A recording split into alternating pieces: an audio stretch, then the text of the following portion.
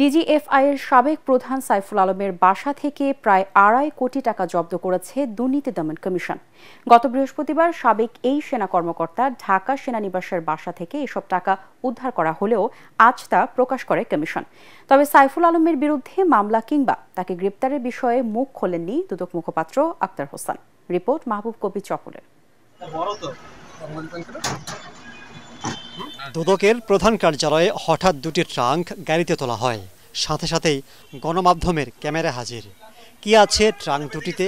পরে জানা যায় এগুলোতে আছে প্রায় 2.5 কোটি টাকা, যা গত বৃহস্পতিবার ডিজিএফআইয়ের সাবেক প্রধান অবসরপ্রাপ্ত লেফটেন্যান্ট জেনারেল সাইফুল আলমের ঢাকা সেনানিবাসের বাসা থেকে জব্দ করে দুদক।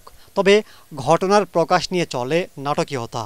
সাংবাদিকদের প্রশ্নের জবাবে তা স্বীকার করেন দুদকের মুখপাত্র আক্তার হোসেন। লেফটেন্যান্ট জেনারেল সাইফুল আলম সাবেক ডিজিএফআই প্রধান বিরুদ্ধে একটি অভিযোগ অনুসন্ধানাধীন ছিল। সেই অভিযোগ অনুসন্ধানকালে তার ক্যান্টনমেন্টস্থ বাসায় গোয়েন্দা সংস্থার বিভিন্ন পর্যায়ের কর্মকর্তা, আমাদের অনুসন্ধান দল এবং যৌথ বাহিনীর সবাই উপস্থিতিতে অভিযানে 2,45,00,000 টাকারও বেশি অর্থ পাওয়া যায়। অবসরপ্রাপ্ত এই সেনা কর্মকর্তার বাসা থেকে উদ্ধার হওয়া টাকা নিয়ে কেন এত নাটকীয়তা? তাকে গ্রেফতার বা মামলা হয়েছে কিনা, এসব প্রশ্ন এড়িয়ে যান দুদকের মুখপাত্র। কঠিন প্রশ্ন, সহজ করে উত্তর দেন। বিষয়টা আমরা জেনেছি পরে, আমি যখন জেনেছি আমি আপনাদেরকে অবহিত করেছি। অনেক সংবাদ বিভিন্ন মাধ্যমে আসে, আমি নিজে বিষয়টা নিশ্চিত না হয়ে পড়ে আমি বলতে পারি না। আপনাদেরকে অনেক ধন্যবাদ। পরে উদ্ধার হওয়া 2.5 কোটি টাকা আদালতে জমা দেওয়া হয়। আওয়ামী লীগ সরকার পতনের পর লেফটেন্যান্ট জেনারেল সাইফুল আলমকে বাধ্যতামূলক অবসরে পাঠানো হয়। পরে তার পরিবারের ব্যাংক অ্যাকাউন্ট স্থগিতের নির্দেশ দেয় Bangladesh financial intelligence unit BFIU। অভিযোগ পাবার পর অনুসন্ধান শুরু করে দুদক। সুষ্ঠু ও গ্রহণযোগ্য নির্বাচনের জন্য রাজনৈতিক দলগুলোকে দায়িত্ব নিতে হবে বলে মনে করেন প্রধান নির্বাচন commissioner AMM Nasir Uddin. Voter দিবসের অনুষ্ঠানে তিনি বলেন, ভোট কারচুপি করে সাময়িকভাবে লাভবান হলেও ভবিষ্যতে তার দল এবং ব্যক্তির জন্য ক্ষতির কারণ। এদিকে 2024 সালে চূড়ান্ত ভোটার তালিকা প্রকাশ করেছে নির্বাচন কমিশন। এতে মোট ভোটার 12,37,32,274 জন। আগের চেয়ে বেড়েছে 1.5% মতো। বিস্তারিত জানাচ্ছেন রাসনা দাস। তোমার আমার বাংলাদেশে ভোট দেব মিলেমিশে, এই প্রতিপাদ্যে দেশে সপ্তমবারের মতো পালন করা হয় জাতীয় ভোটার দিবস।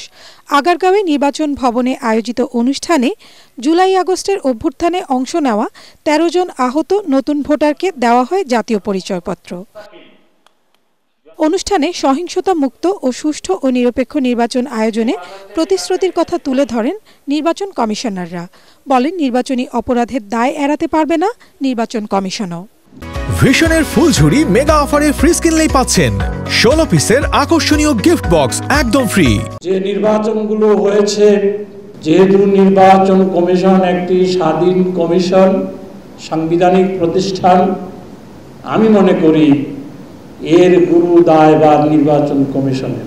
একটি গ্রহণযোগ্য নির্বাচন করার জন্য নির্বাচন আইন ও বিধি মোতাবেক যে ব্যবস্থা আছে সেই ব্যবস্থা মতো আমরা কাজ করতে ইনশাআল্লাহ বদ্ধপরিকর। এই সময় প্রধান নির্বাচন কমিশনার বলেন, ভোট দেওয়া শুধু অধিকার নয়, ভোটারদের দায়িত্ব। ভোটটা শুধু অধিকার হিসেবে দেখলাম না, আগে এটা অধিকার হিসেবে চিন্তা করা গেছে, এখন এটা আমরা বলবো এটা দায়িত্বের মধ্যেও পড়ে। সিইসি জানান, রাজনৈতিক দলগুলোর বিপরীতমুখী বক্তব্যে চিন্তিত নন কমিশন।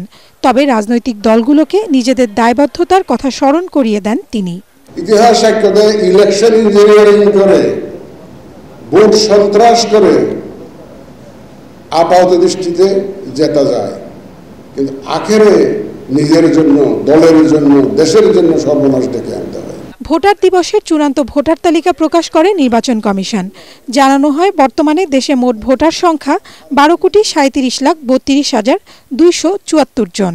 এর মধ্যে নারী ভোটার 6,03,79,665 জন, পুরুষ ভোটারের সংখ্যা 6,33,61,615 জন এবং হিজড়া ভোটারের সংখ্যা 994 জন। যদিও প্রত্যাশিতভাবে নতুন ভোটারের অন্তর্ভুক্তি না হওয়ায় এবং মৃত ভোটার বাদ না যাওয়ায় এই তালিকায় সংযুক্তি চলবে জুন পর্যন্ত। এর আগে সকালে আগারগাঁওয়ে নির্বাচন কমিশন ভবনের সামনে জাতিকে অবাধ সুষ্ঠু নির্বাচন উপহার দেওয়ার প্রতিশ্রুতি দিয়ে জাতীয় ভোটার দিবসের কার্যক্রম উদ্বোধন করেন প্রধান নির্বাচন কমিশনার এএমএম নাসির উদ্দিন। সংযম ও সহমর্মিতার সাথে সবাইকে একসাথে থাকার আহ্বান জানিয়েছেন বিএনপির ভারপ্রাপ্ত চেয়ারম্যান তারেক রহমান।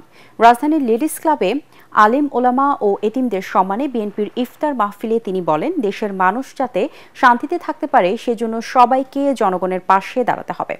ইফতার মাহফিলে বিএনপির স্থায়ী কমিটির সদস্য মির্জা আব্বাস অভিযোগ করেন, এক শ্রেণীর লোক দেশের ভেতরে ও বাইরে বিভ্রান্তমূলক কথা বলে বিভেদ সৃষ্টির চেষ্টা করছে। যারা ঐক্য নষ্টের চেষ্টা করছে তাদের বিরুদ্ধে রুখে দাঁড়ানোর আহ্বান জানান তিনি।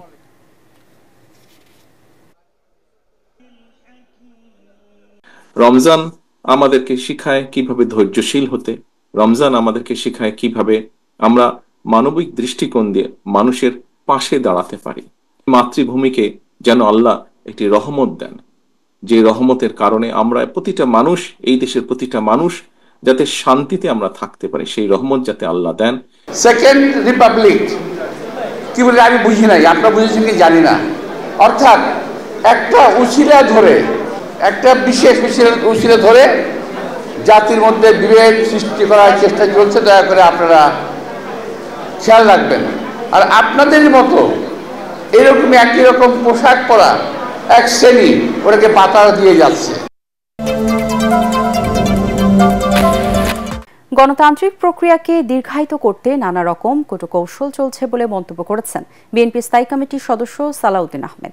জাতীয় প্রেস ক্লাবে এক আলোচনা সভায় তিনি বলেন, ডিসেম্বরের মধ্যে নির্বাচন কথা বললেও তা নিশ্চিতে দৃশ্যমান কোনো তৎপরতা নেই। তার আশঙ্কা, গণতান্ত্রিক প্রক্রিয়ার ফিরতে যত বেশি সময় লাগবে, পতিত স্বৈরাচার ও তাদের দোসররা তত বেশি সুযোগ নেবে। জাতিসংঘ শেখ হাসিনাকে গণহত্যাকারী হিসেবে স্বীকৃতি দিয়েছে উল্লেখ করে বিএনপির এই নীতি নির্ধারক বলেন, তাদেরকে আর সুযোগ না দিয়ে দ্রুত নির্বাচনের রোডম্যাপ দিতে হবে।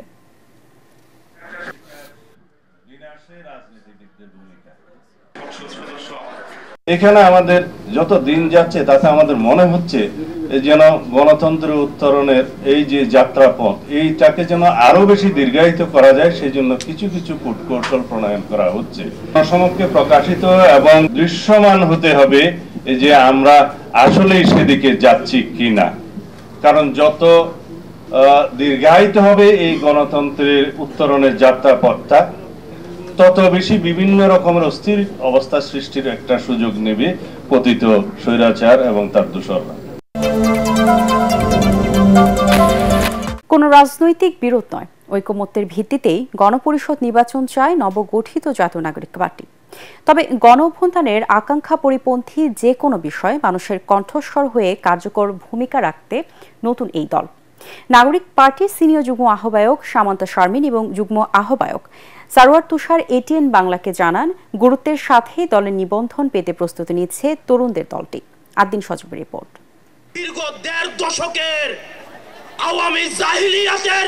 গণ অভ্যুত্থানের চেতনায় জাতীয় নাগরিক পার্টির আত্মপ্রকাশের পর থেকেই কয়েকটি বিষয়ে আলোচনায় আসছে ঘুরে ফিরেই।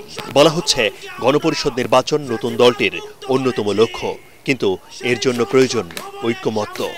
যেখানে দেশের বড় রাজনৈতিক দল বিএনপি দ্রুত জাতীয় নির্বাচনের তাগিদ দিচ্ছে সরকারকে, সেখানে গণপরিষদের বিষয়ে ঐক্যমত্য কি শেষ পর্যন্ত হবে? গণঅভ্যুত্থানের আকাঙ্ক্ষা এই যে বাংলাদেশের সংবিধানকে পুনর্লিখন করতে হবে। যেহেতু গণপরিষদ নির্বাচনের মাধ্যমে এটা সম্ভব এবং আমরা দেখেছি সংবিধান সংস্থার প্রস্তাবনা, তার কিছু প্রস্তাবনা দিয়েছেন এবং যেই ধরনের প্রস্তাবনা দিয়েছে সেটা আসলে বেসিক্যালি পুনর্লিখনের শামিল। বাংলাদেশের ইতিহাসের আগে কখনো ব্যবস্থা পরিবর্তনের ডাক নিয়ে কোনো রাজনৈতিক দল আসেনি। বিদ্যমান সংবিধানের বিরুদ্ধে আমাদের খুবই দৃঢ় মতামত আছে। আমরা সেকেন্ড রিপাবলিকের কথা বলেছি, গণপরিষদের কথা বলেছি। এগুলো রাজনৈতিক দলগুলোর মধ্যে একটা অস্বস্তি তৈরি করেছে, কারণ তারা তো আসলে এই বিদ্যমান ব্যবস্থাটা টিকিয়ে রেখে নির্বাচনের মধ্যে দিয়ে ক্ষমতায় যেতে চায়। জাতীয় নাগরিক পার্টির শীর্ষ নেতারা বলছেন, দেশের স্বার্থে সব রাজনৈতিক দলের মধ্যে ঐক্যমত্য দরকার। গণপরিষদ নির্বাচন ও নতুন সংবিধান প্রণয়নের বিষয়ে আলোচনা করতে প্রস্তুত তারা। দ্বিমতগুলোকে পর্যালোচনা করা এবং সেখান থেকে কট্টর রাজনৈতিক অবস্থানে না পৌঁছানো, সেটা আমরা মনে করি যে সকলের জন্যই খারাপ। যদি গণপরিষদ নির্বাচন এই মুহূর্তে না দেওয়া হয়, সেক্ষেত্রে আমাদের রাজনৈতিক দলের ম্যানিফেস্টো এবং ম্যান্ডেট সবসময়ই থাকবে গণপরিষদ নির্বাচনের জন্য।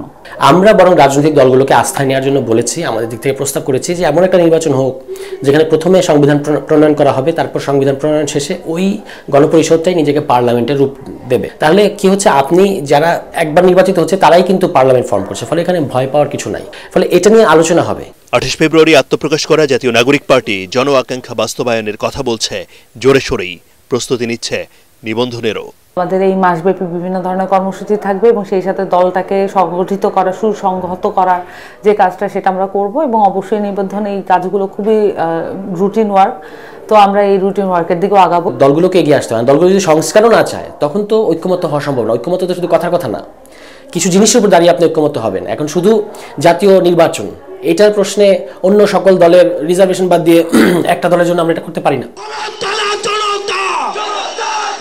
৭১-এর অপূর্ণতা পূরণ আর ২৪-এর চেতনায় গড়া তারুণ্য নির্ভর দলটি যে নাগরিকদের এক ধরনের সাড়া পেয়েছে তা আত্মপ্রকাশের দিনই স্পষ্ট হয়েছে। শেষ পর্যন্ত নিজেদের মধ্যে ঐক্য ধরে রেখে দেশ বিনির্মাণে কতটা দৃশ্যমান কর্মসূচি দিতে পারবে তার উপরই নির্ভর করছে নাগরিক পার্টির জনসমর্থন।